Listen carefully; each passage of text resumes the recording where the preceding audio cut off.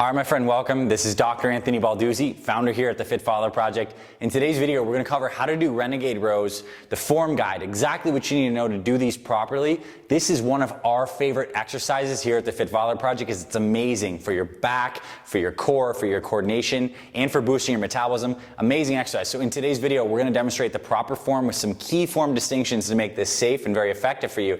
And I'm going to give you some ideas on how you can incorporate this exercise into your routine for either muscle building or fat loss. We got both covered for you. So I know you're going to learn a ton. Get out your pen and paper, take some notes, and let's dive on in. FitFatherProject.com.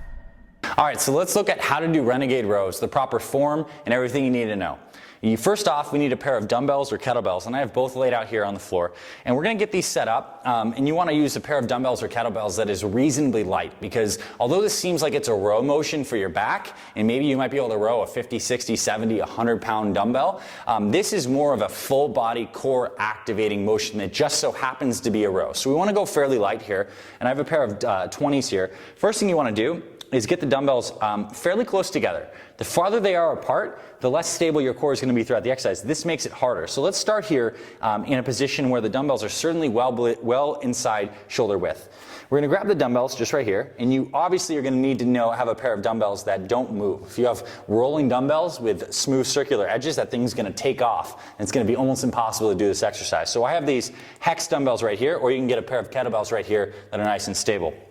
We're going to grab these, we're going to get into more or less a push-up plank position, but you're going to get your feet a little bit wider than you normally would. So if you're normally in a push-up, you might be here. I want you to have a wider base in back. It's going to help make your core a little more stable. Now the next thing is you want to get your chin above the dumbbells, so in front of it. So you're not like way back here, it's going to be hard to do a row. You want to kind of have the chin in front of the dumbbells. Now that we're here, what I'm going to do is I'm going to pull and row up with my right arm while pushing down with my left arm. So I'm coming up and rowing, coming right on down, alternating, up, down, up, down, up, down. So to really deconstruct that motion, because there's a lot going on. First thing I'm doing is as I'm rowing with my right arm, I'm simultaneously pushing down to keep myself stable with my left arm. What we don't want to happen is to let this left arm not be stable as we're rowing up and do something kind of like this and really open up and twist. The magic of this exercise is that we keep the core and your nipples and your chest pointing straight at the floor the entire time. We're not twisting with the trunk. We're rowing and keeping that core nice and stable. So again, here, good wide position, the chest is over, coming up and rowing, down, up, down, up, down, up, down. No twist here, no twist open here. And watch that butt coming up. I see a lot of Renegade rows end up starting to look like this. So keep that chest nice down like this. And if you need to start in a knees position, totally fine. You can even start just right here, get in the proper knees position, come up, down. Might be a perfect place for you to start. So again, you can certainly do these with dumbbells. Just as well, you can be doing them with kettlebells. So with kettlebells, you want to make sure you have a good bell. And again, they're in a nice narrow position, just right here, just like this. Wide stance, chin's tucked, up and row, pause, right on down. Set this other arm, up, down. Keep that chest pointed towards the floor, and row right on just like that. So that is how you do the Renegade row. Okay, so the Renegade row, in terms of incorporating it into your training, in my personal experience, this exercise is really good for challenging your entire body and increasing your metabolic rate, and it's best saved for times where you want to have more of a cardio metabolic workout.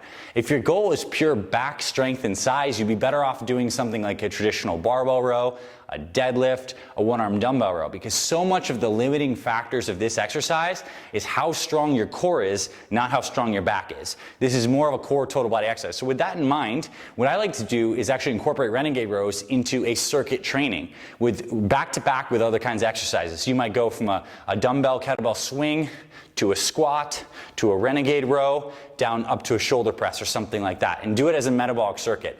And we put together here at the Fit Father Project a free 24-minute fat burning workout that incorporates Renegade rows as the fourth motion in this circuit. So if you would like that full workout, we'd love to send it straight to your email. There's going to be links below in the description where you can get this full workout. We'll email it right to you, and I'll be on video showing you the 5 exercises, including Renegade rows, that is amazing. In 24 minutes can totally boost your metabolism.